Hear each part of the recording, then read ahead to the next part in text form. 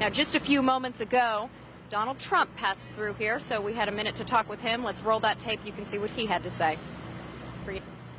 Well, I've never seen anything like it. I've seen two huge 110-story buildings that are reduced to rubble, thousands and thousands of lives. I just got to see something that I'd never seen before. I have hundreds of men inside working right now, and we're bringing down another 125 in a little while, and they've never done work like this before. And they're hard-working people, but they've never seen anything like it, and they've never done work like this before. It's terrible.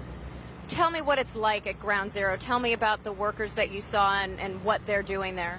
Well, not only is it devastation, but it's very dangerous because every few minutes a whistle would go off and everybody would just run because you have all the buildings around it, which are in such a weakened state that people just don't know. And so they just have to take off. And then they come back and they're working under 50-story buildings that you don't know if they're going to fall down. So it's a terrible thing for the workers, and it's a terrible thing for the world, really.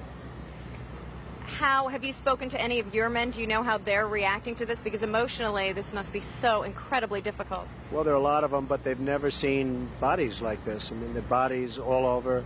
The great thing is when they find somebody that's alive, like the 5 firemen that they just found a little while ago. So that's the great thing, and that's what they're all striving for. But generally speaking, that's not the case. That's not the case. So they are working very, very hard, but it's a very depressing situation for these folks. As you walked around and as you saw the piles of rubble, there are thousands of families out there who are hoping that someone might be in a pocket somewhere, still alive, still breathing, waiting to be dug up.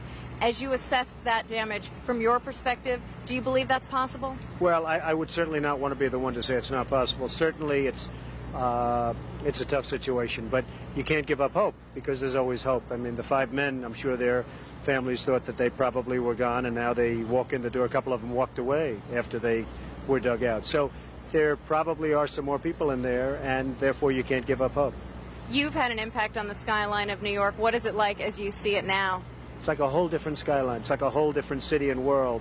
I cannot believe the sight of Lower Manhattan without the World Trade Center, and therefore we have to rebuild, not necessarily in that form, but we have to rebuild at least as good and maybe better.